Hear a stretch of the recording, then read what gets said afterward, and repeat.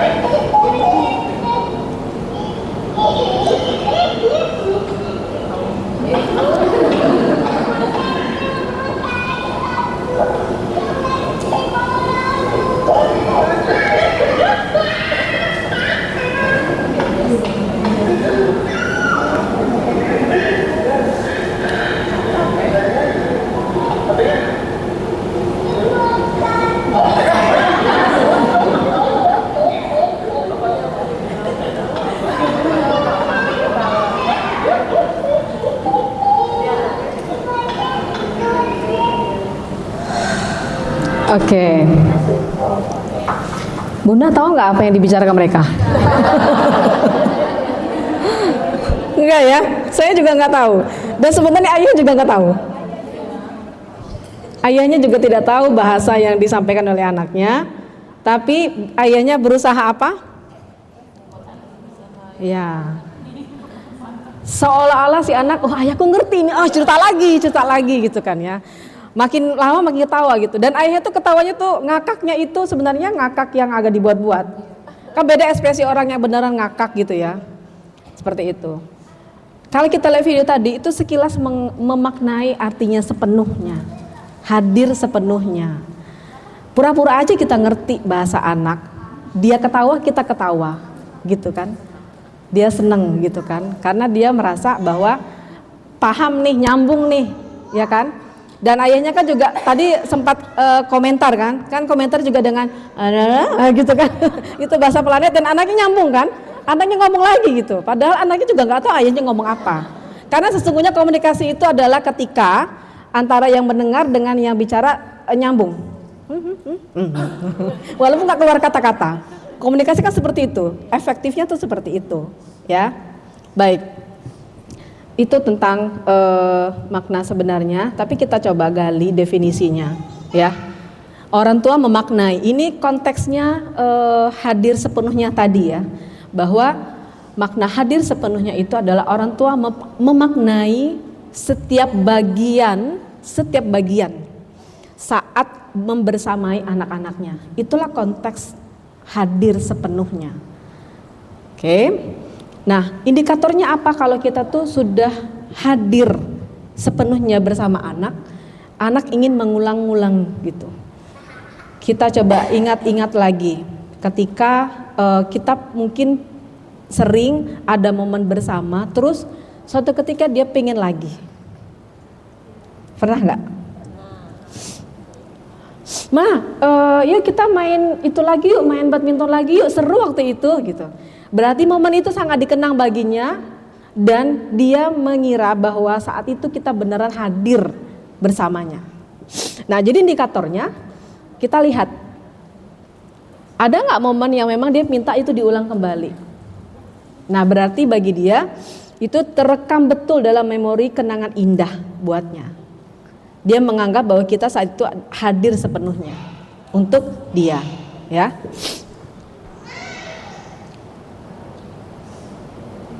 So, apa yang perlu kita lakukan? Bagaimana caranya untuk menjadi orang tua yang hadir sepenuhnya? Apalagi ketika kita punya aktivitas di luar rumah, ya sebagai wanita pekerja dan sebagainya.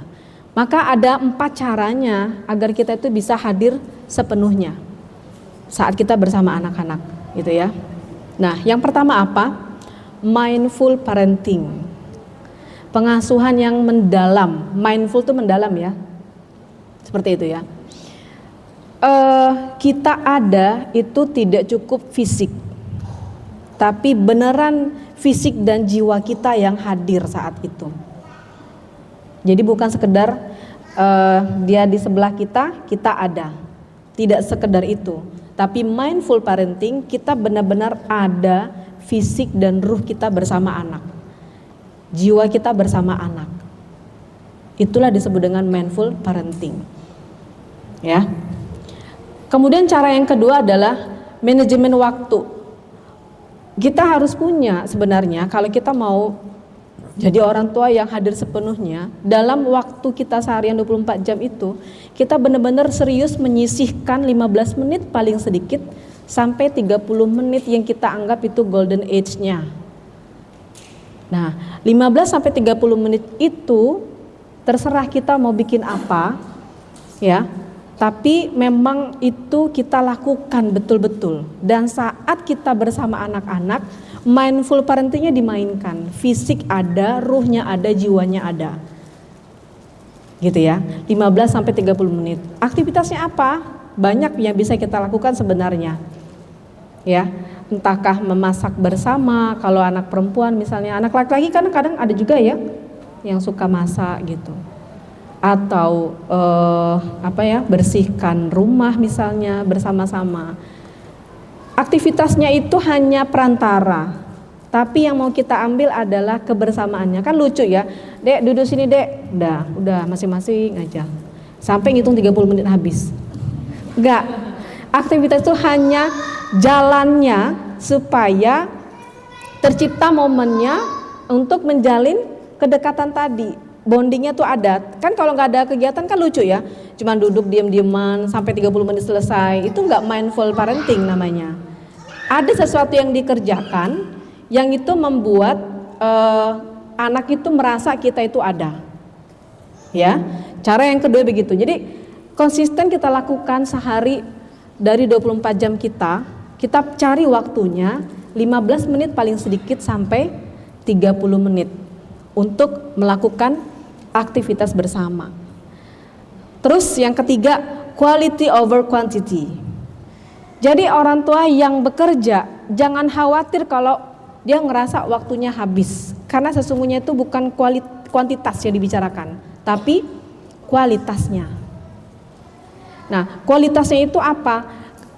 Apa yang dirasakan oleh anak ketika kita bersama mereka? Ada nggak sesuatu yang mereka dapatkan, yang mereka rasakan, yang mereka membuat nyaman bersama kita?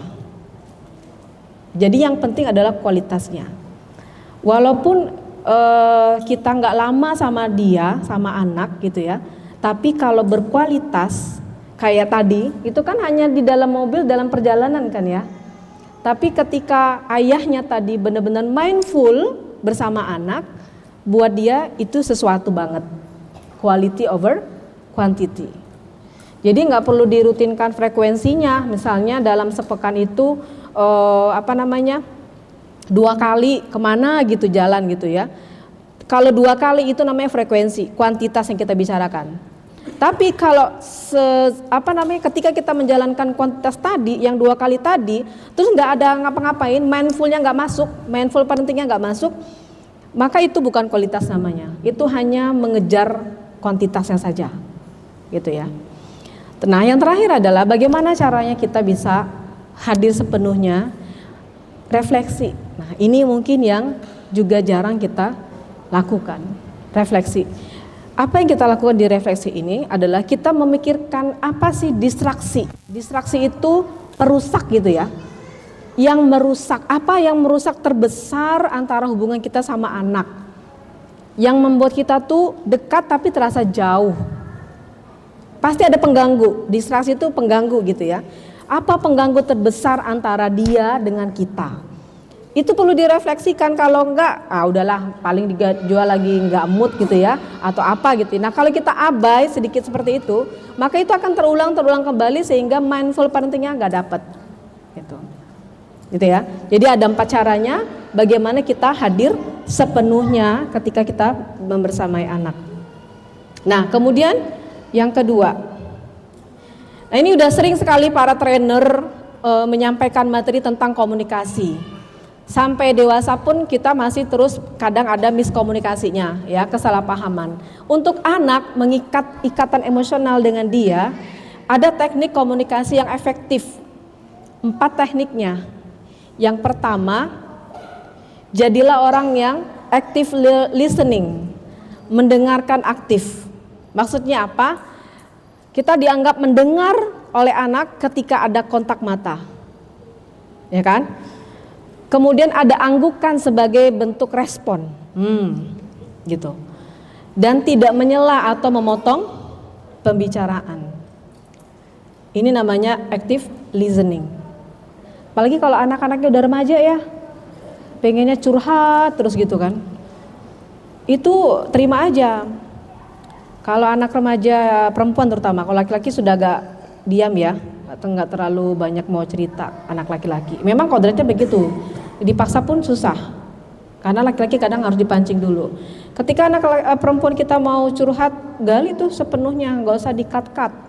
Nah, untuk menghindari cut-cut tadi, makanya kita punya golden time. Kita memang setting golden time itu, nanti disitulah kakak mau curhat 30 menit silahkan, gitu ya. Ada kontak matanya. Kita bicara dengan manusia yang punya hati dan telinga, ya kan. Jadi kalaupun kita ngobrol berdua tapi mata kita melihat yang lain, maka itu belum disebut dengan active listening. Tapi kebalikannya, passive listening.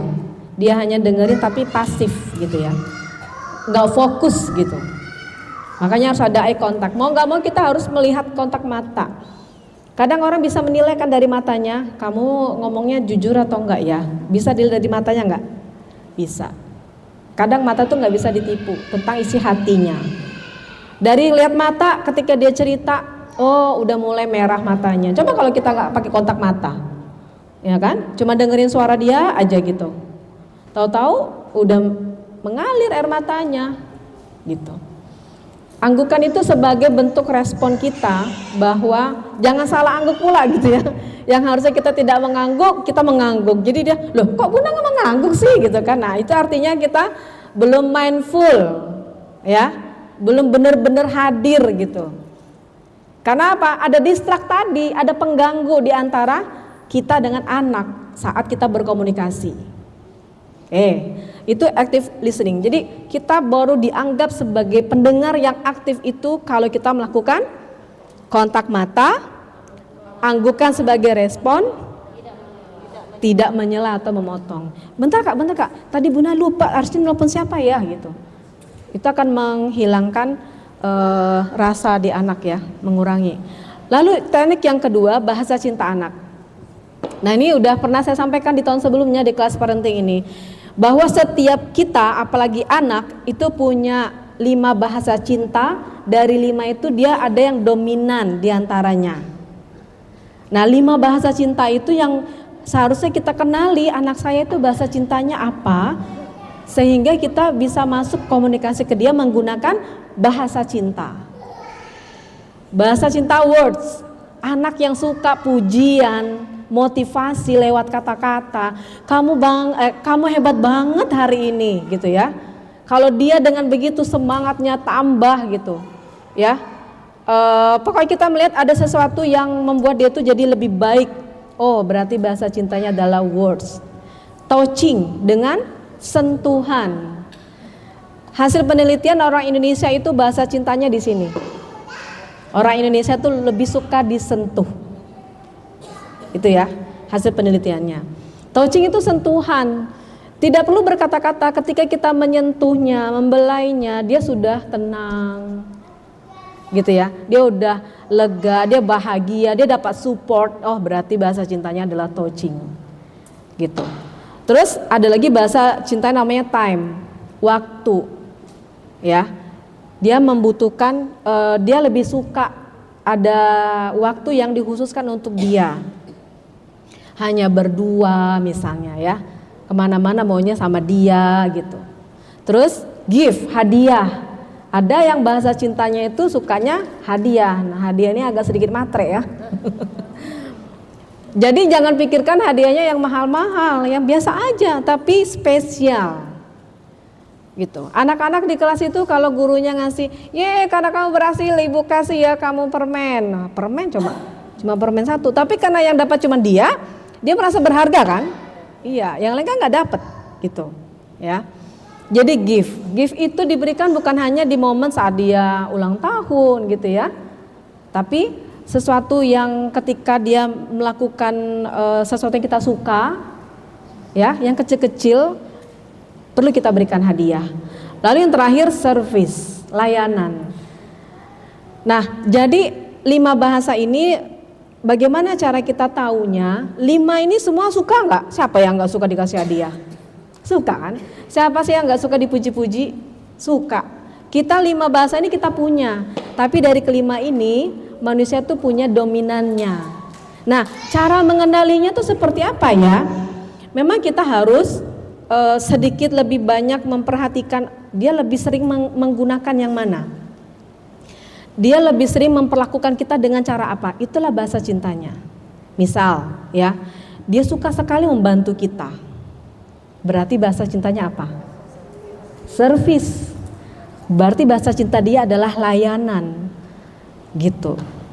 Terus kalau dia lebih suka kepada kita atau kepada orang sekelilingnya itu dengan ucapan-ucapan, oh, bahasa cinta dia berarti sebenarnya adalah kata-kata. Jadi ketika dia melakukan itu kepada orang, dia berharap mendapatkan hal itu juga untuk dirinya. Nah, itulah bahasa cintanya. Gitu. Jadi kalau kita kurang tepat menggunakan bahasa cinta ketika kita berkomunikasi dengannya, maka yang terjadi adalah tidak sesuai dengan realita. Ibu ini kan udah perhatian sama kamu. Setiap kamu ulang tahun ibu kasih hadiah, gitu kan? Emang kamu anggap itu nggak sayang ya sama kamu, gitu? Oh, ternyata emang dia tuh bukan hadiah yang dia minta. Yang dia minta adalah service misalnya, layanan, gitu. Kan jadi nggak nyambung kan? Kita udah ngerasa berkorban banyak, tapi anak nggak merasa apa-apa. Nah, karena tadi di bahasa cinta yang belum kita pahami. Nah, bahasa cinta ini berlakunya bukan untuk anak saja, tapi kita dan pasangan juga begitu.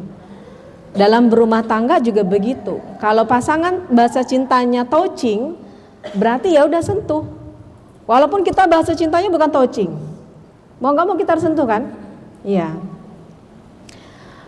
Ada orang yang kalau berpasangan tuh jalan bersama tuh suka gandengan gitu kan? Ya enggak? Ada yang suka, tapi ada yang nggak suka kan gandengan. Apa sih gandengan gitu kan? Nggak usah dipaksa karena dia bukan touching orangnya. Seperti itu. Ada yang pasangan itu kepengennya tuh ditanya. Aku tuh maunya ditanya hari ini aku tuh ngapain, ketemu sama siapa, gitu. Pengennya ditanya. Berarti time, dia pengen ada momen itu. Seperti itu. Nah, tugas kita begini, supaya efektif komunikasi kita, gunakan bahasa cinta anak yang tepat. Lalu yang ketiga adalah pertanyaan terbuka, memberikan pertanyaan terbuka ketika kita ngobrol sama anak. Ya. Pertanyaan terbuka ini kita berusaha menggali perasaan anak.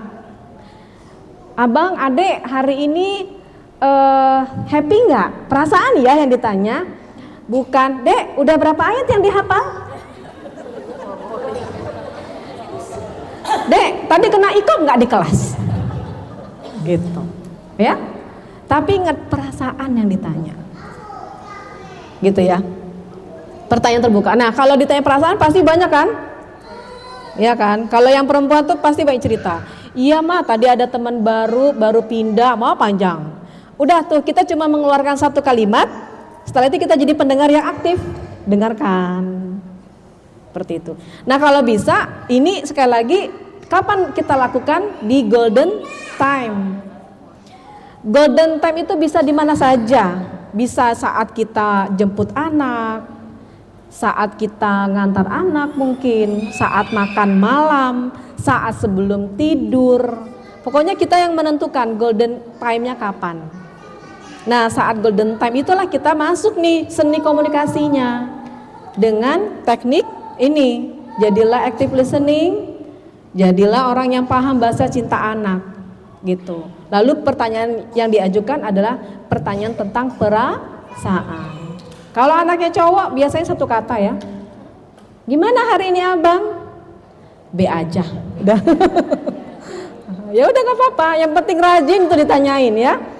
Suatu ketika nanti bukan B aja yang dijawab, gitu. Karena kita konsisten melakukan itu. Anak saya laki-laki SMP kelas 8 di Mahat Nuril 1 ya.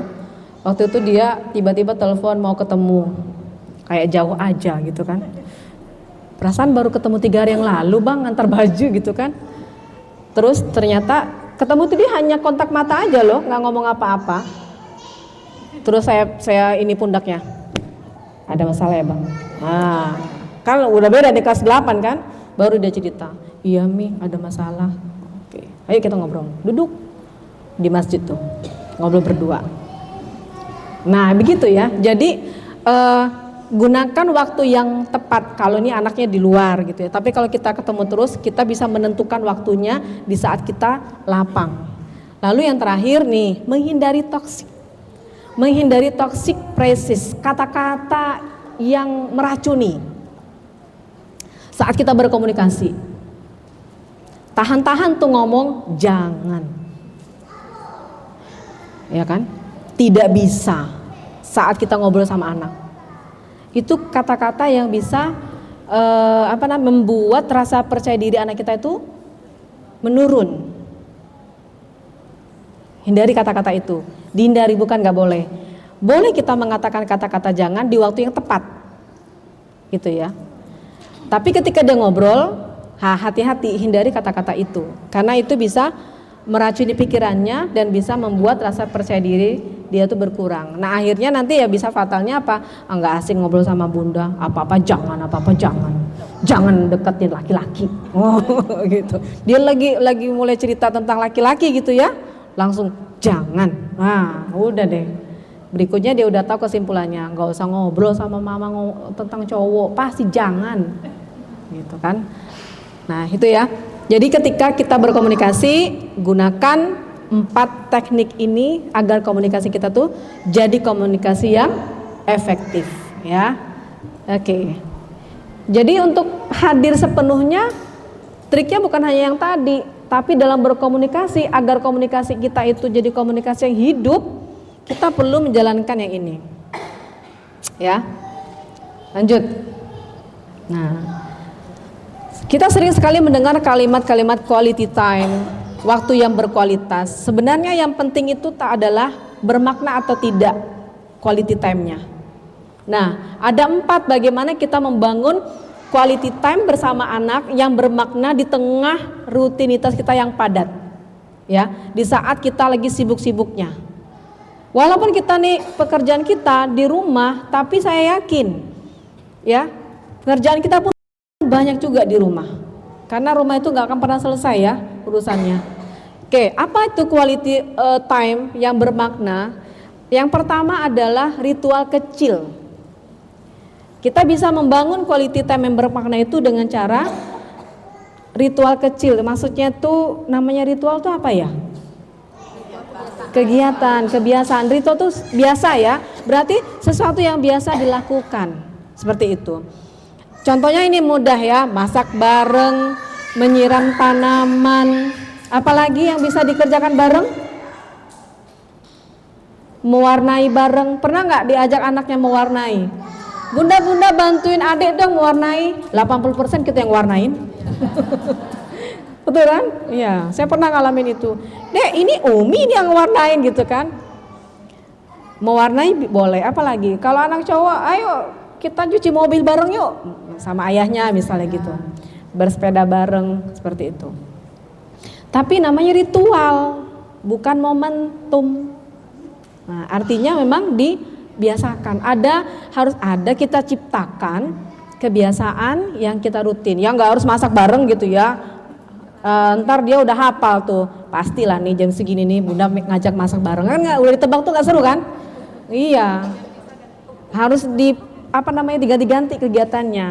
Nah, anak itu tuh tergantung kita. Kalau kita nggak merekayasa, ya dia mah begitu aja, kan dia objek gitu.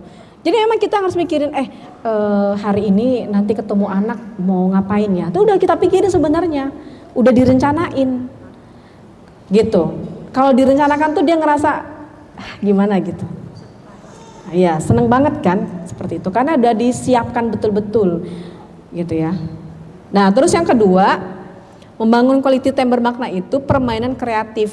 Nah, saya mau tanya, bunda-bunda anaknya suka main game? Suka ya? Oke, walaupun pakai HP kita kan?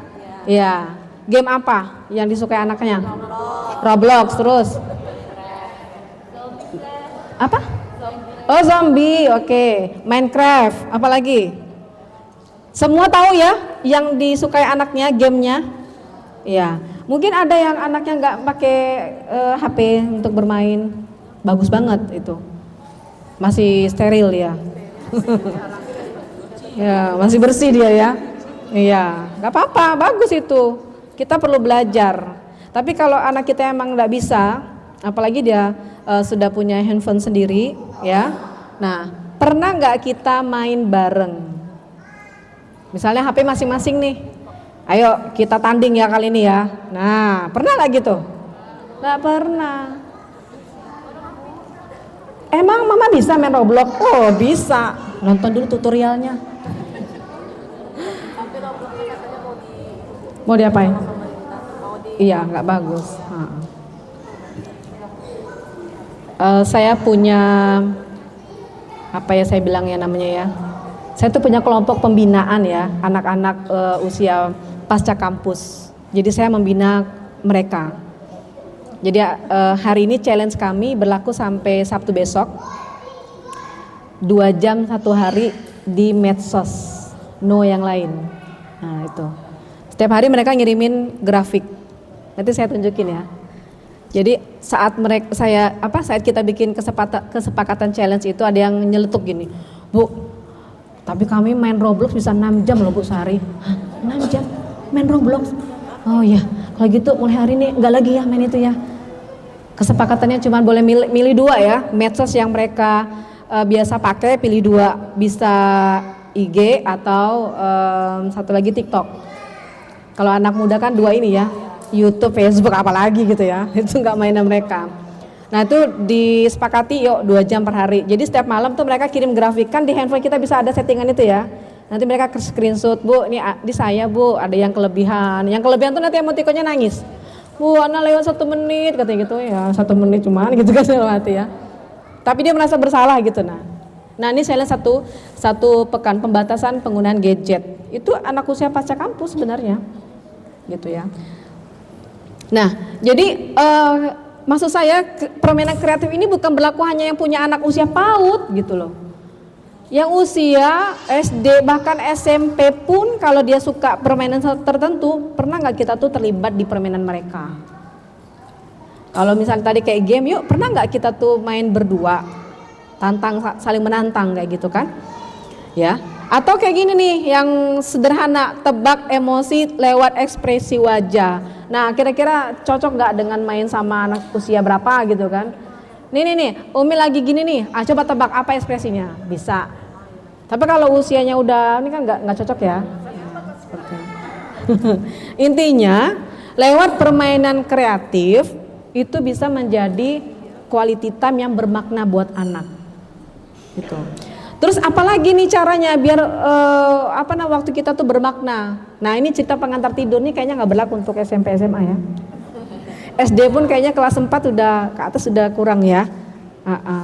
Nah ini berlakunya ya usia PAUD, kelas 1, kelas 2 tuh masih suka. Kelas 3 anak saya waktu kelas 3 tuh masih suka dia dengerin cerita sebelum tidur. Kalau cerita pengantar tidur itu kan sebenarnya nggak harus membacakan sebuah kisah ya. Kalau untuk anak remaja sebelum tidur kan kita bisa ngobrol juga, ya nggak? Iya, sebelum tidur. Nah, kalau ada yang pernah baca buku tentang hipnoterapi, pernah ada yang baca. Jadi hipnoterapi itu salah satunya sebelum tidur nanti sampai dia sedang baru lelap. Nah, frekuensi otaknya itu di saat itu kalau kita bisikkan kalimat-kalimat apa gitu ya, itu akan sangat masuk. Bunda sayang sama kakak, Cara ngetesnya gimana? Nah, tapi ini kita emang harus meluangkan waktu ya. Jangan pula kita kebablasan kan. Kita mau nengok jam lelapnya dia belum tidur, kita udah tidur duluan kan. Cara ngetesnya adalah ketika dia baru-baru tidur, kita panggil, bang. Kalau masihnya, itu belum. Ya, baru awal-awal tidur, lalu kita panggil terus dia nggak nyaut. Nah, itu frekuensi bagus. Baru kita ngomong, bang, mama tuh sayang banget sama abang. Terus apa lagi? Keluarin kalimat-kalimat. Bang, besok bangun subuhnya langsung ke masjid ya nak ya. Jadi pesan-pesan positifnya itu masukin di saat frekuensi otaknya di awal-awal dia lelap. Coba ya, saya udah pernah nyoba tapi kurang konsisten. Ketika saya coba, saya ingin membuktikan benar nggak teori hipnoterapi ini. Ketika besok paginya di malam hari saya bisikan kalimat-kalimat pujian, motivasi gitu ya, sampai pesan. Besok paginya bangunnya nggak susah. Nah, cuma kita kurang konsisten kenapa? Karena kita nunggu jam dia mulai lelap kan? Seperti itu. Memang harus berkorban untuk mendapatkan sesuatu yang luar biasa. Terus yang keempat, kolaborasi tugas. Nah, kolaborasi tugas ini maksudnya kita sudah mulai berbagi tugas, berkolaborasi dengan anak gitu. Disesuaikan dengan usianya. Tanggung jawab di rumah sudah bisa diajarkan loh walaupun dia masih kecil, tapi tetap sekali lagi disesuaikan pekerjaannya dengan usianya. Pernahkah kita menawarkan ke anak-anak mau bantu apa? Pernah? Nah, itu salah satu bagian dari kita kolaborasi tugas. Dan sekaligus bunda-bunda sekalian, kita mengajarkan ke anak-anak tentang gender. Begitu. Ya, tentang kamu tuh perempuan harusnya apa yang dilakukan, kamu tuh laki-laki harusnya seperti apa. Nah itu tugas kita ya, menetapkan kegenderan dia itu salah satunya adalah bagian pengasuhan tanggung jawab kita. Seperti itu. Berkolaborasi tugas. Hari libur kemarin ada nggak yang berbagi tugas sama anaknya? Ada, alhamdulillah. Jangan dipikir anak tuh ya momennya aku bersantai dari pagi sampai sore. Harus ada tanggung jawab yang harus dia lakukan dalam bentuk kolaborasi tugas gitu. Makanya tawarannya kamu mau bantu apa ya? Atau kalimat yang lain ya yang kira-kira membuat anak itu mau mengerjakannya dengan senang hati. Jangan dilepaskan. Ya. Ini saya sudah coba walaupun belum sifatnya waktu yang lama. Anak bungsu tuh biasanya agak susah diatur nggak? Anak bungsu. Yang anak tunggal ya nggak tahu ya. Yang anak bungsu lebih suka kayak manja gitu ya. Nah, seperti itu. Jadi saya sudah melakukan berkali-kali. Adek kalau bisa beresin tempat tidurnya, apa hadiahnya? Seperti itu. Karena anak saya yang bungsu itu ininya gift, bahasa cintanya gift. Dia suka hadiah-hadiah kecil. Ya mau kecil mau besar pokoknya dia suka hadiah, begitu. Nah itu kan membantu tugas kita, jadi nggak perlu beresin kamar dia kan. Walaupun dia masih kecil ya, walaupun agak-agak masih berantakan nggak apa-apa lah. Yang penting dia udah effort untuk itu sudah ada. Gitu. Apalagi yang gede. Ya, maka salah satu upaya sekolah membantu itu ada yang kelas berapa tuh ya, tugasnya menyetrika di sekolah. Bawa baju, ada nggak di sini anaknya? Dia bawa baju setrika di sekolah. Itu nanti sampai ke titik nanti dia masukin benang ke jarum. Keterampilan itu, soft skill itu sebenarnya ya, gitu. Oke, nah ini ya. Jadi ada 4 caranya bagaimana kita membangun quality time yang bermakna di anak-anak. Oke. Nah, sekarang yang terakhir nih. Bagaimana tipsnya memahami dunia anak di era digital tanpa kita kehilangan kehangatan. Hari ini judulnya makan bersama. Hari ini judulnya jalan bersama. Tapi masing-masing pegang HP. Kehilangan kehangatan. Dekat terasa jauh. Ya. Maka tipsnya ini tawaran aja ya, nanti mana yang bisa kita lakukan. Pertama, lakukan digital detox bersama. Detox itu apa artinya? Nah, membersihkan. Jadi sama-sama kita yang ada di rumah itu lakukan digital detox, membersihkan sesuatu yang gak bagus di dunia digital. Caranya buat aturan no gadget. Nah, ini yang agak susah nih, apalagi buat kita yang bentar-bentar harus menjawab pertanyaan kah atau apa gitu ya. Tapi kita memang harus bikin ini aturan ini kalau mau bisa tidak kehilangan kehangatan dengan anak-anak. No gadget di waktu tertentu. Nah, di waktu tertentunya ini terserah Bunda yang mengatur, terutama di golden time tadi.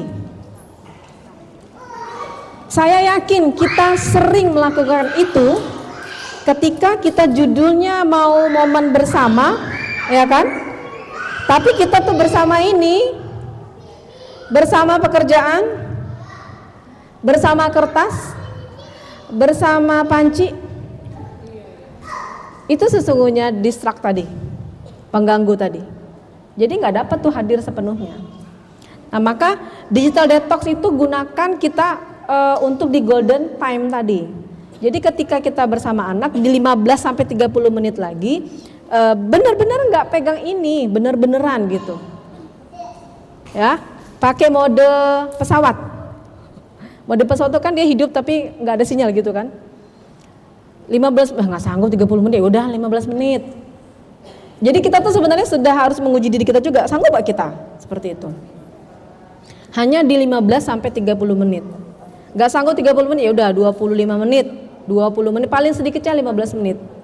Jadi ketika golden time tadi beneran tidak bersama, walaupun judulnya nggak bersama ini, tapi di laptop ada WA.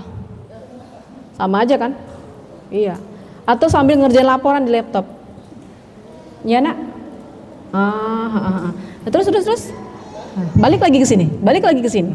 Tatapannya tuh balik lagi. Padahal kan ketika komunikasi efektif tadi harusnya ada kontak mata, ya kan?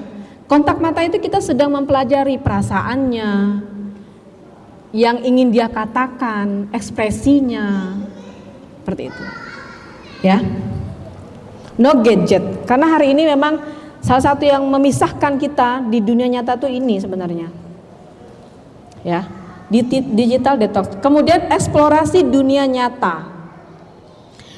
Jadi buat momen yang ini kayaknya butuh waktu disiapkan betul ya, mengeksplor dunia nyata dengan cara camping misalnya. Udah pernah belum camping? Udah pernah ya? Yang belum pernah, ayo cari momennya. Ntar tuh tanggal 18 Agustus tanggal merah kayaknya, libur nasional. Camping kan nggak mesti kemana gitu ya, ke hutan mana gitu kan, camping di halaman rumah aja sambil barbekyuan. Anak SMP masih suka kan? Masih loh, masih suka walaupun campingnya agak keluar ya. Bang, kita latihan dulu bang, sebelum camping di alam terbuka kita camping di halaman rumah gitu ya, walaupun nanti suatu waktu kita perlu ya kayak gitu ya, perlu camping beneran di alam terbuka. Nggak bisa camping, ya udah berkebun.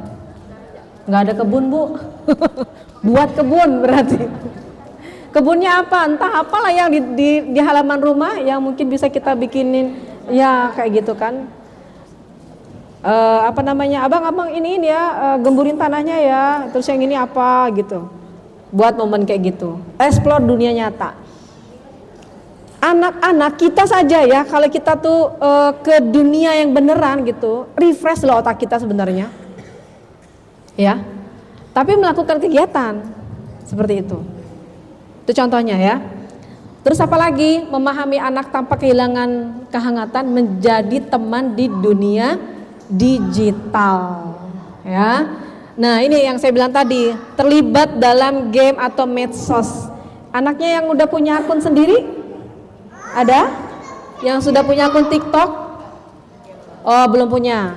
yang punya akun YouTube atau akun IG, kita berteman juga di dunia maya sama dia. Gitu. Kalau dia mau terima, nah berarti kita udah deket ya. Kan ada yang apa? Anak yang malah takut ya. Ngapain mama ikut-ikut follow gitu kan? Wah, berarti dia ada yang dia sembunyikan kan? Takut ketahuan. Tapi kalau dia udah mau follow kita, ya, kita diizinkan masuk ke medsos dia, berarti dia sudah membangun kepercayaan dengan kita. Perlu sekali. Karena apa? Kalau kita nggak tahu dunia mayanya anak kita seperti apa, di depan kita kayaknya bagus-bagus lah, soleha banget gitu. Ternyata di dunia maya, nauzubillah min dzalik. Itu karena kita nggak berteman dengan dia di dunia digital. Jadi harus seimbang. Biar kita juga bisa menilai anakku seimbang nggak antara dunia nyata dengan dunia maya. Ya. Banyak kita itu followernya di dunia maya lebih banyak daripada di dunia nyata, betul nggak?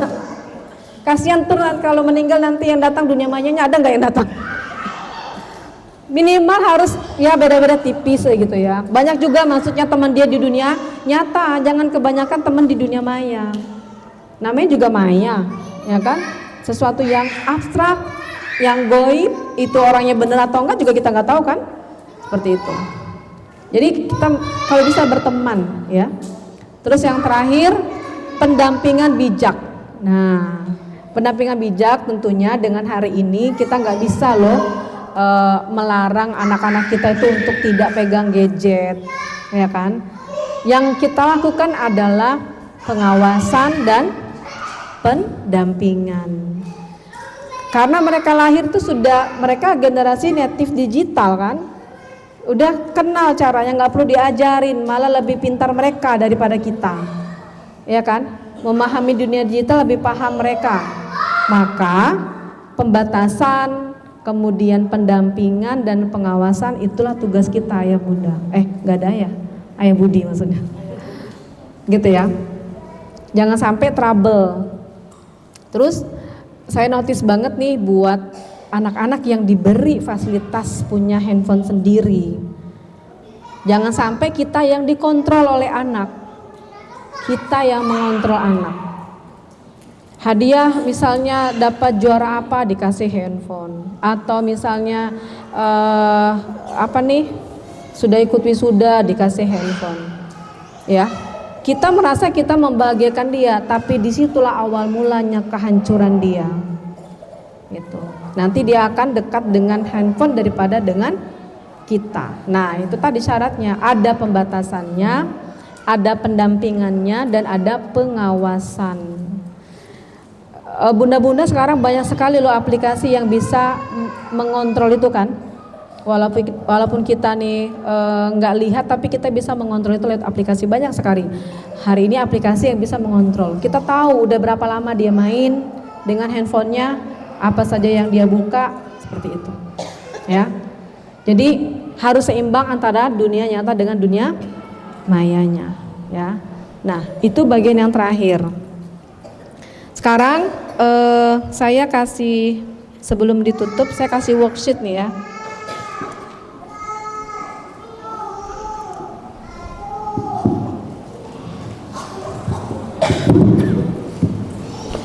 Boleh dibagi satu orang satu, yang mudah-mudahan cukup. Mudah-mudahan cukup. Ke belakang aja ya, Bun. Belakang aja.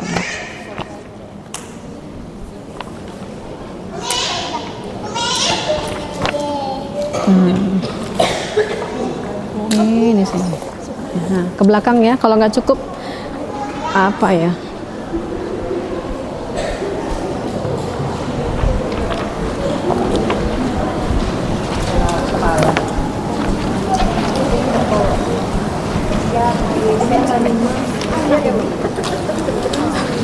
Nah, lihat belakangnya itu kertas.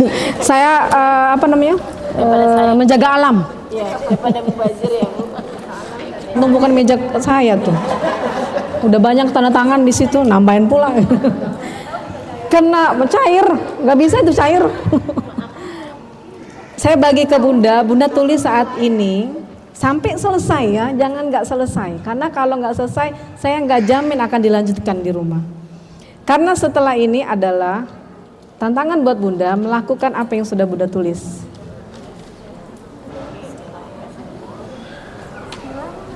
Biar ilmu hari ini nggak sia-sia. Tapi sebelumnya kita yuk berbagi dengan apa yang udah kita tulis, ya. Saya minta nanti Bunda sharing. Tadi ini perasaan ada 2 mic-nya, mana ya satu lagi ya?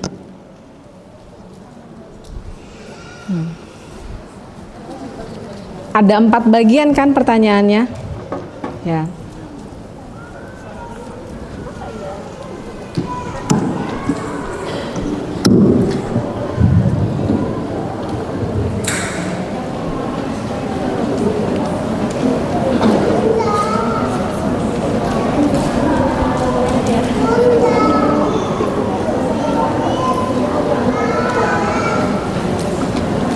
Siapa yang mau sharing?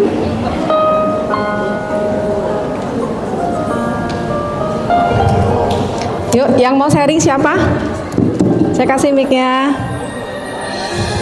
Ini time to meditation saya bilang. Waktu kita bermeditasi, berbicara dengan diri sendiri dan berkomitmen dengan diri sendiri. Ada yang mau sharing? Boleh nih mikrofonnya menanti. Yuk, yang mau bicara. Nanti kita doain sama-sama. Mau nggak didoain sama-sama? Diaminin sama-sama. Ada? Banyak loh orangnya di sini. Siapa yang mau? Siapa yang mau sharing? Tinggal bacain aja isinya. Iya kan? Oke, Bunda yang paling belakang.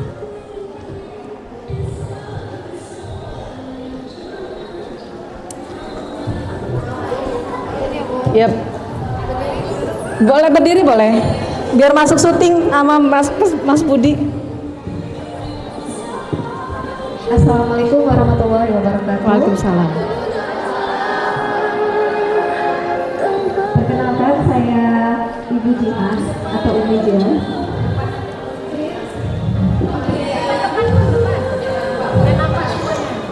Kenalin tadi namanya siapa? Hah? Saya Umi Jihan dari kelas 1B yang baru pertama kali dia merasakan jadi anak SD, Bu. Masya Allah. Jadi sama-sama. Nah, jadi saya sedikit mau sharing di sini untuk worksheet evaluasi pola pengasuhan ini sangat-sangat baik dan sangat membangun menurut saya. Di sini juga banyak pertanyaan yang sangat berkaitan dengan kehidupan kita sebagai orang tua di masa era seperti ini, zaman yang banyak sekali cobaan dan tantangannya ya Bu ya. Sangat luar biasa kita di era saat ini untuk mengajarkan anak-anak kita yang generasi alpha yang jauh dengan generasi kita ya Bu ya. Saya kebetulan generasi milenial. Oh, sama. Jadi Kolonial ya? Ya. Jadi ini sangat banyak sekali PR kita ibu-ibu untuk mengenalkan bagaimana sih yang seharusnya pada zamannya anak kita mendapatkan pola asuh yang sesuai zaman mereka gitu ya.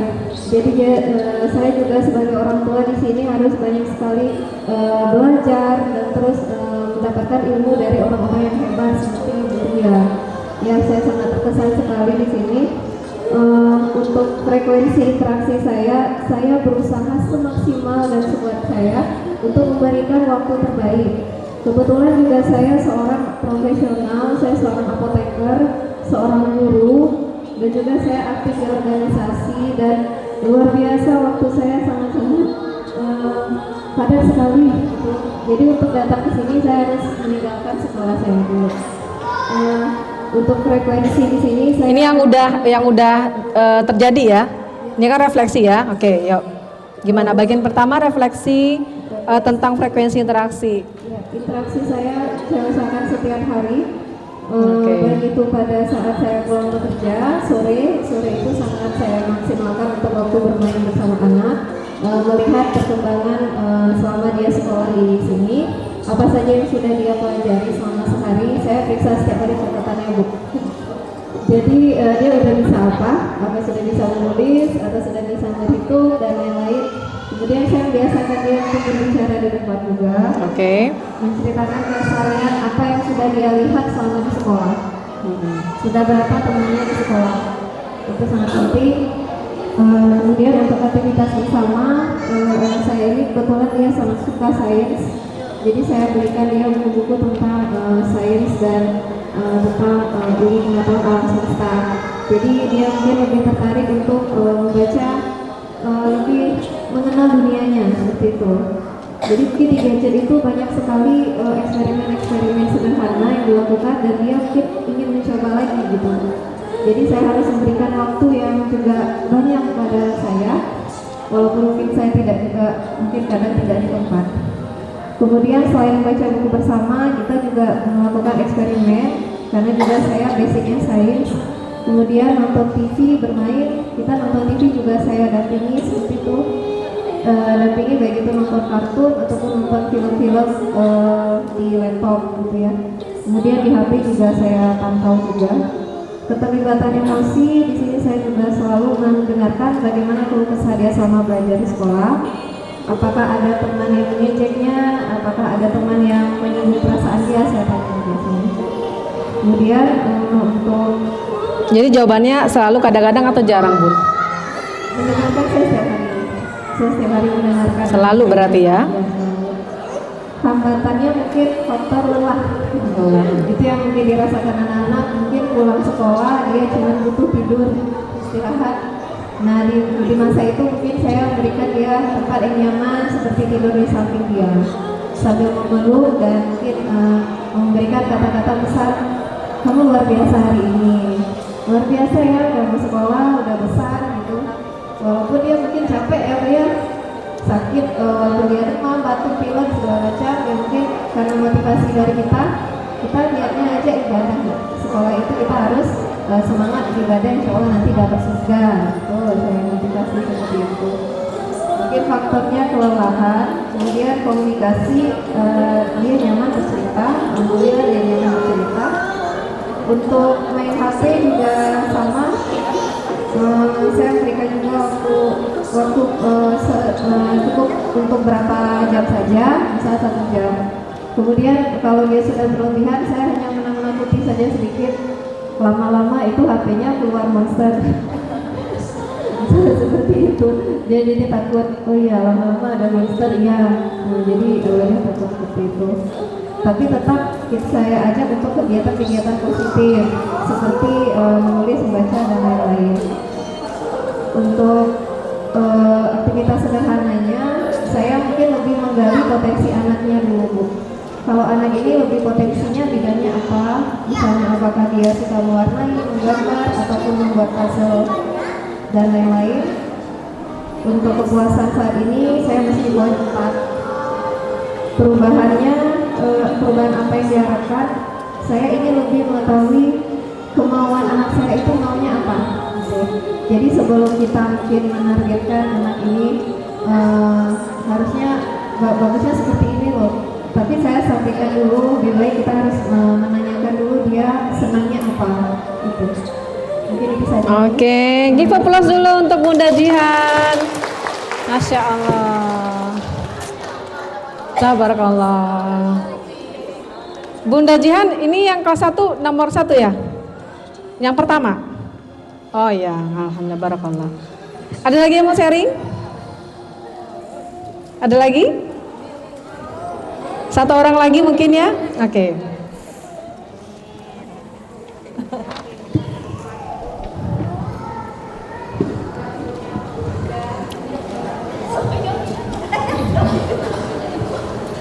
Assalamualaikum warahmatullahi wabarakatuh. Waalaikumsalam warahmatullahi.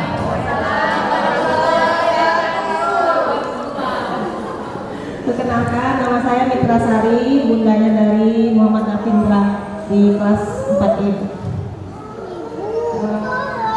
Alhamdulillah yang sudah saya pelajarin selama ini di kelas parenting, jadi sedikit banyak mempengaruhi yang saya isi di sini. Sudah banyak perubahan dari sebelumnya. Yang pertama itu frekuensi interaksi. Nah, ini berapa hari dalam seminggu untuk meluangkan waktu khusus untuk anak.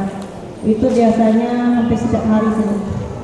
Setiap hari, karena saya juga baru mulai bekerja lagi setelah anak-anak sudah masuk usia sekolah. Jadi sebelum-sebelumnya itu sudah banyak hampir setiap hari meluangkan waktu. Kemudian aktivitas bersama, ada 3 aktivitas yang paling sering saya lakukan bersama anak, yaitu bermain bersama ke playground. Itu kalau sekarang setiap weekend aja karena sudah mulai bekerja kan. Kemudian olahraga jalan pagi bersama anak juga setiap weekend, dan jalan sore ke rumah nenek atau kakeknya.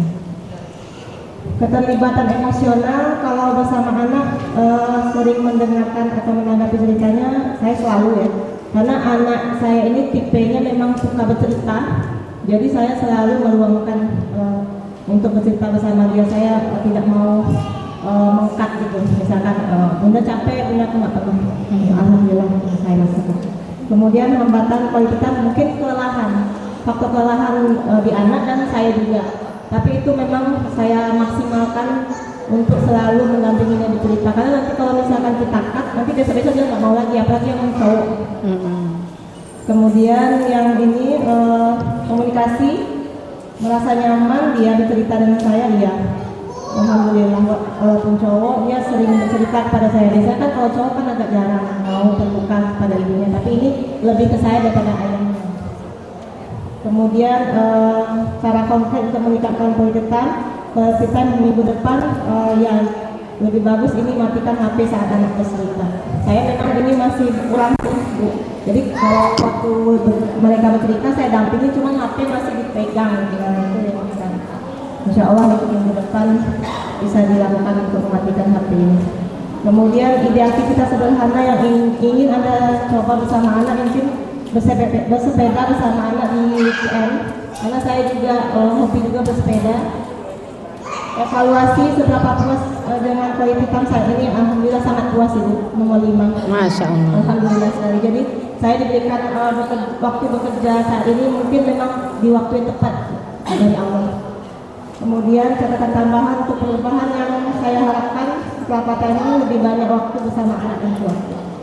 Oke, give applause untuk Bunda Mitra. Masya Allah. Tadi siapa ya tadi? Bunda ya? Oke, silakan Bunda. Terakhir.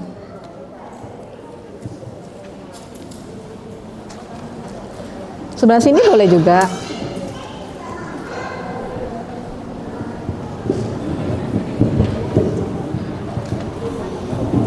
Assalamualaikum warahmatullahi wabarakatuh. Waalaikumsalam warahmatullahi wabarakatuh. Kesini aja. Nah, yuk. Selamat pagi, salam sejahtera untuk kita semua. Semoga kita diberikan kesehatan sehatnya ibu-ibu. Amin. Izin Ibu ya. Iya. Perkenalkan, nama saya Rica. Rica. Ibu dari Zafira Arsi Muklis kelas 6A, dan Alifia Adriana Musis dari kelas 10. Oh, Masya Allah. Alhamdulillah, mungkin bunda-bunda di sini banyak yang meluangkan waktu untuk anak-anak, dan saya hari ini mau mencoba.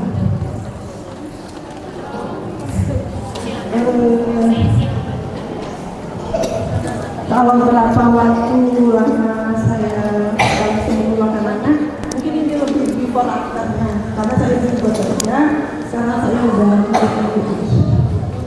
kalau waktu Nanti saya ngiripin musik nih. ya, karena ini pengalaman pertama saya. Masya Allah. Iya, iya. Alhamdulillah sekarang juga. Dulunya untuk menyiapkan waktu untuk anak-anak itu cuma sehari atau 2 hari di waktu libur. Tapi alhamdulillah sekarang kemudian walaupun sesibuk apapun saya tetap meluangkan waktu paling tidak di jam-jam yang lebih kualitas tidak kuantitas, tapi lebih waktu yang sangat padat sekali. Kami tetap melakukan sholat berjamaah bersama subuh.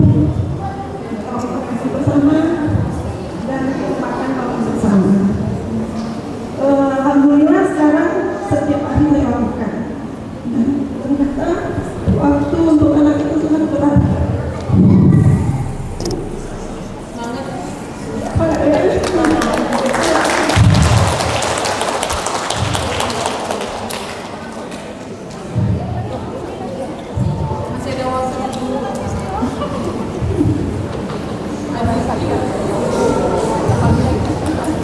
Alhamdulillah, saya cuma waktu ingin waktu itu hanya pada saat Sabtu atau Minggu mendengar ceritanya curhat sampai sekarang. Alhamdulillah setiap hari saya memang menunggu anak cerita harinya apa, harinya ketika bagaimana sekarang, pada memang saat ini sekarang apa aktivitas hari ini yang dilakukan, dan anak-anak sangat antusias dengan hari yang sangat menunggu itu.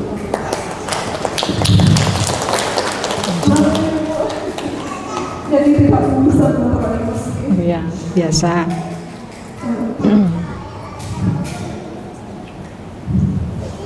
Walaupun kita itu selalu saya akan melakukan olahraga bersama untuk bisa kalau pagi anak libur itu bisa berlari selalu. Karena memang mencari waktu kapan yang bisa kami bertemu secara langsung dan langsung. Apalagi tunggu ya, waktu itu anak saya besar, kalau maaf 3 tahun maaf itu semakin saya rindu. Semakin setiap ketemu rasanya menghantar terus ingin tahu apa sih yang anak-anak ada dari saya. Ternyata anaknya bukan butuh uang dari mamanya, tapi butuh waktu. Itulah salah satu saya memang berniat untuk tidak bekerja, cukup apa saja. Mungkin ide yang belum sama pernah, cuman belum pernah kami camping berempat. Mungkin akan kami lakukan, coba memang cukup berempat saja. Kepada yang lain kini bisa lebih mendekatkan dengan mereka. Mungkin bisa berbeda dengan hari kedua tadi. Anak pertama sama anak kedua itu berbeda. Anak pertama itu lebih dewasa, makanya yang kedua itu karena bermusuh. Kebetulan anak-anak saya sama perempuan lebih sedikit manja, lebih butuh perhatian ekstra dari mamanya. Maka sekarang kalau pagi papanya ngantar, pulang saya selalu menurut, dan sepanjang perjalanan ke rumah saya ingin mendengarkan apa yang anak-anak alami di sekolah. Itu sangat berat bagi saya. Pikir kalau perubahan yang saya harapkan dari kelas ini, saya ingin lebih banyak waktu dan menjadi orang tua yang hadir sepenuhnya. Masya Allah. Beri tepuk tangan untuk Bunda. Waalaikumsalam warahmatullahi wabarakatuh. Jazakillah. Masya Allah. Ya, begitulah memang ritme kehidupan yang terkadang tidak semuanya kita menginginkan. Harapan itu selalu terkadang tidak sesuai dengan apa yang kenyataan yang terjadi, gitu ya. Bunda-bunda sekalian, penyesalan hari ini adalah keberhasilan awal kita untuk melakukan sesuatu perubahan yang lebih baik. Tapi kita harus ingat bahwa penyesalan itu tidak pernah datang di awal. Penyesalan itu selalu datang di akhir setelah terjadi sesuatu, ya. Kita boleh menyesal hari ini untuk menjadi sebuah tamparan bagi kita, agar kita menyadari tentang apa yang sudah terjadi selama ini pada diri kita, agar kita merefleksi kembali bahwa kehadiran mereka adalah momen yang kita tunggu ketika kita dulu menikah, kapan ya kita punya anak, gitu ya. Namun ketika dia sudah hadir di muka bumi ini, kita kembali diuji dengan segala macam kesibukan. Sehingga kita kadang abai dengan kehadirannya. Seolah-olah dia kalau bisa ngomong, sebenarnya aku ini diharapkan atau enggak sih? Ya. Kita menganggap bahwa anak kita dewasa. Yakinlah Bunda, sesungguhnya mereka dewasa karena keadaan, bukan karena inginnya mereka. Terkadang ada di antara anak-anak kita itu dewasa sebelum waktunya, karena mereka sudah mendapatkan begitu banyak ujian yang harusnya seusia itu belum dia dapatkan. Maka ujian dan apa yang dialami itulah yang membuat dia menjadi lebih dewasa. Hati-hati Bunda, ketika kita jarang melakukan refleksi. Kalau agama kita tuh mengatakan muhasabah gitu ya. Kita jarang menghisap diri kita dengan cara coba diingat-ingat gitu ya. Utang apa yang pernah yang saya punya terhadap pengasuhan dengan anak-anak. Adakah ketika kita melihat dia menangis kita ikut menangis? Adakah ketika dia bahagia kita bahagia? Ya. Atau jangan-jangan banyak hal misteri dalam dirinya yang kita belum banyak tahu. Karena terkadang kedewasaan mereka melebihi kedewasaan kita. Terkadang anak melihat kayaknya Bunda capek, nggak jadi deh cerita. Kayaknya Bunda lagi sedih, nggak jadilah. Aku juga sebenarnya lagi sedih, gitu ya. Terkadang kita terlalu banyak menuntut tanpa banyak memberi kepada mereka. Banyak momen yang kehilangan bersama mereka, itulah hutang pengasuhan. Dan setiap kita mungkin kita punya utang pengasuhan itu kepada anak-anak. Maka balik ke judul tadi, bahwa waktu kecil itu tidak terulang. Kita nggak akan bisa pernah mengulang ketika kita harus berangkat pergi di saat dia sakit. Mungkin kita pernah melewati itu gitu ya. Kita terpaksa harus berangkat ketika kita meninggalkan dia kondisi sakit. Di saat dia sakit sebenarnya dia membutuhkan kehadiran kita.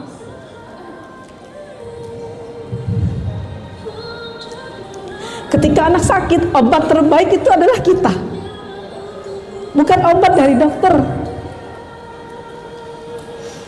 Jangan pernah menyesali keputusan yang pernah kita ambil. Karena itu sudah lewat gitu ya. Tapi mari kan dia jadi guru terbaik untuk masa depan kita.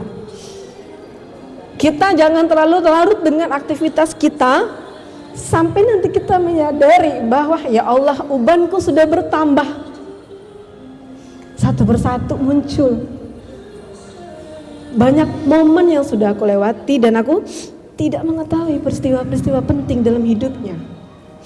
Kapan terakhir Bunda tahu anak kita menangis atau bahagia? Bisa jadi di depan kita dia bahagia, tapi di belakang kita sesungguhnya dia menangis. Ya, ingat Bunda, kita nggak akan bisa dengan mesin waktu kita minta diulang kembali ketika dia baru lahir. Kita benar-benar menghadirkan diri kita seutuhnya, nggak akan bisa. Yang kita lakukan adalah benar-benar berkomitmen dengan diri kita sendiri untuk menjadi orang terpenting dalam hidupnya. Bukankah Allah mengingatkan kita dalam surat An-Nisa? Allah mengatakan, janganlah engkau tinggalkan di belakangmu keturunan yang lemah. Lemah itu bukan masalah ekonomi saja, ya. Tapi lemah perhatian. Anak-anak yang tumbuh dengan perhatian kurang, secara emosional dia kurang matang. Dia tidak mampu membahagiakan orang lain karena dia belum dapat kebahagiaan itu sempurna dari orang tuanya. Dia belum mampu menunjukkan rasa iba itu seperti apa karena dia belum mendapatkan empati itu dari orang tuanya. Maka sebelum terlambat, berapapun hari ini usia anak-anak kita, jadilah bagian yang terpenting dalam hidupnya. Walaupun anak kita jauh hari ini kuliah di mana-mana atau mondok sekolahnya, teknologi sudah sangat membantu. Bagaimana waktu kita bisa video call, tapi video call yang seutuhnya, hadir yang sepenuhnya. Saya menyaksikan sendiri ketika orang tua ini sibuk, ya, sampai dia lupa jadwal anak itu nelpon. Kalau di pondok kan ada jadwal nelpon ya, anaknya di luar. Maka ketika teman saya itu di samping saya, oh iya ini jadwal nelpon gitu kan. Akhirnya apa? Dia angkat tapi Dia minta izin tidak bisa lama ya ngomongnya ya, karena bunda lagi ada acara. Dia menunggu momen itu. Tidak setiap hari. Dan pun ketika ada jadwalnya, tidak lama. Karena antrian di belakang sudah menunggu untuk telepon orang tuanya. Sekali, 2 kali, 3 kali, dia memaafkan. Dia memaklumi. Tapi ingatlah bunda, ketika kekecewaan itu terakumulasi dalam dirinya, ada sebuah keinginan yang belum terkabulkan dalam hatinya. Dan kita menunggu takdir Allah. Apakah dia tetap menjadi anak yang soleh, yang memahami orang tuanya, atau justru sebaliknya, dia memupuk itu sebagai senjata untuk balas dendam dengan orang tuanya. Dan ini sudah terjadi. Waktu saya mengikuti pelatihan konselor di Yogyakarta, ya, psikolog itu cerita, saya menangani klien mahasiswi, anaknya cerdas, tiba-tiba tidak mau kuliah lagi. Kuliahnya belum selesai, tapi ujug-ujug dia bilang, saya mau berhenti kuliah. Orang tuanya kaget karena selama ini dia merasa nggak punya masalah anaknya, di kampus baik-baik saja, gitu ya. Tapi ketika anak ini diajak konseling dengan psikolog itu, lalu psikolog itu baru tahu alasan sebenarnya dia mau balas dendam dengan orang tuanya. Coba bayangkan, berapa tahun dia memendam ini. Ketika dia sudah mulai masuk fase sebuah kesadaran sebagai orang dewasa, karena anak kuliah sudah menganggap dewasa kan, ya. Di situ dia merasa saya sudah berhak untuk menentukan langkah.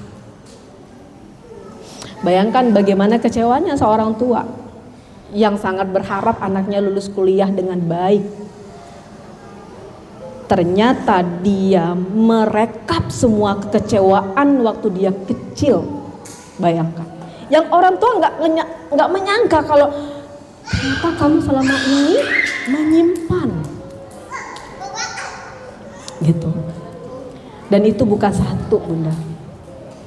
Ya, hari ini mungkin kita nggak melihat karena nggak ada tuh judulnya laporan seperti itu kan ya, ke KPAI gitu kan. Ada anak yang melapor kurang kasih sayang, orang tua nggak ada. Dia seperti puncak es, di atas kelihatan sedikit, tapi di bawah banyak. Gitu. Maka banyak distrak di antara kita hari ini dengan anak, termasuk saya. Kita semua bagian dari itu. Tapi kita juga adalah manusia yang berhak memilih untuk menentukan berikutnya. Saya mau jadi ibu yang seperti apa? Karena investasi yang kita lakukan hari ini, pundi-pundi yang kita kumpulkan hari ini tidak akan pernah bisa membayar hutang pengasuhan kita kepada anak.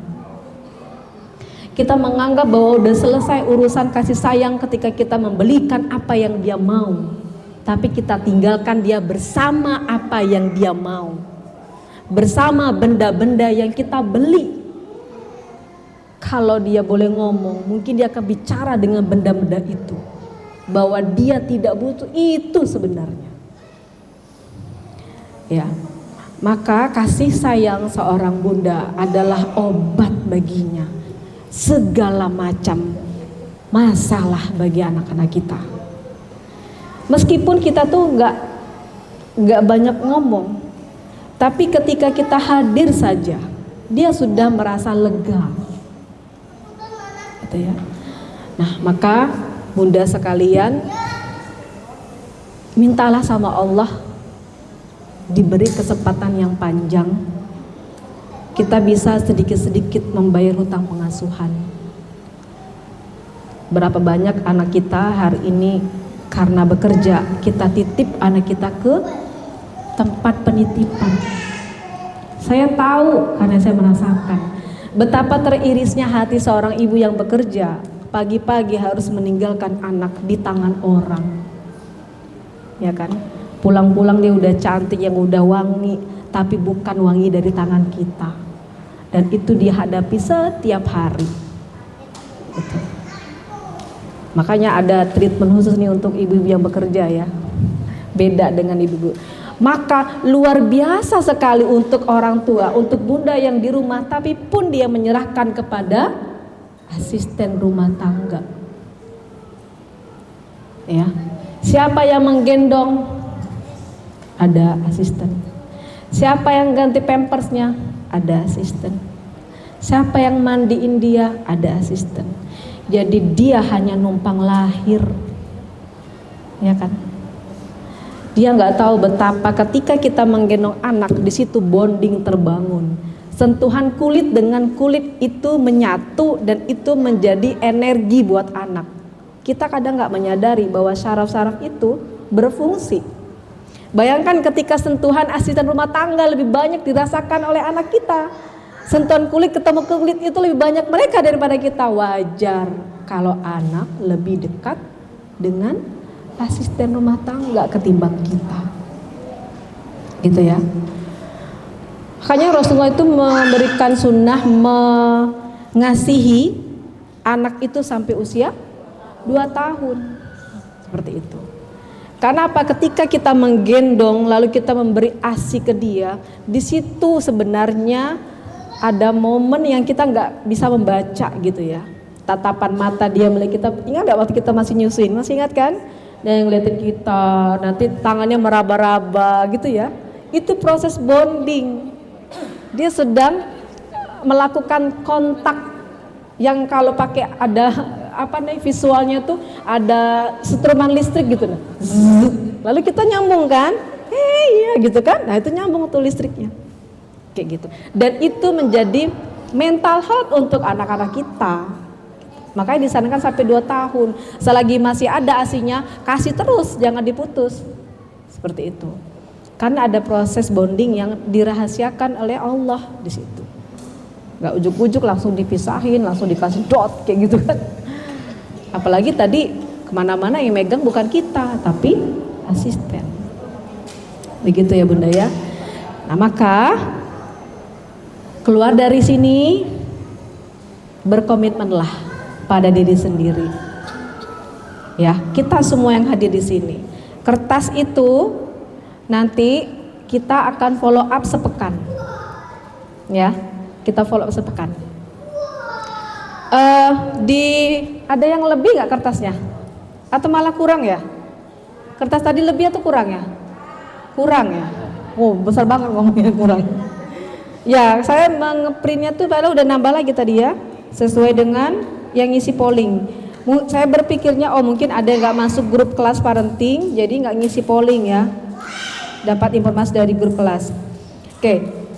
Kita challenge selama sepekan saja untuk di poin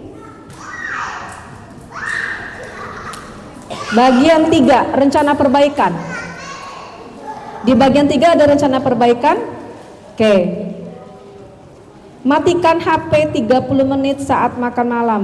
Nah, saat makan malamnya itu tidak saya tentukan, kita yang menentukan sendiri golden time-nya. Tapi saat golden time kita tentukan, saat makan malam kah, saat kita menjemput anak kah di perjalanan gitu ya. Memang 30 menit tanpa HP. Kita coba. Kalau udah biasa alhamdulillah ya, sudah nggak kepengaruh. Tapi kalau yang belum biasa, nah ini akan membuat dia tuh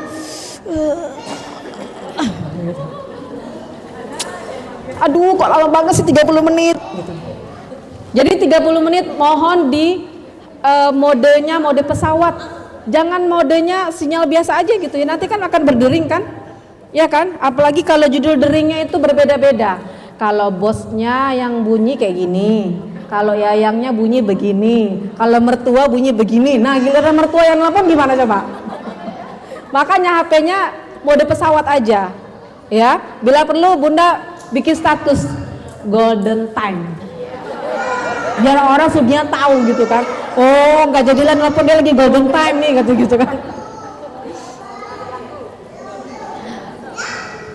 Teman-teman bunda-bunda pernah ngerasa terganggu nggak ditelepon orang di saat kita tuh lagi nggak pengen sebenarnya ngangkat telepon? Saya sering mengalami itu. Ini orang nggak tahu jam apa ya nelfon, wah gitu kan. Misalnya waktu-waktu yang agak makruh gitu ya, kalau saya bilang ya, agak makruh menghubungi orang kecuali urgent.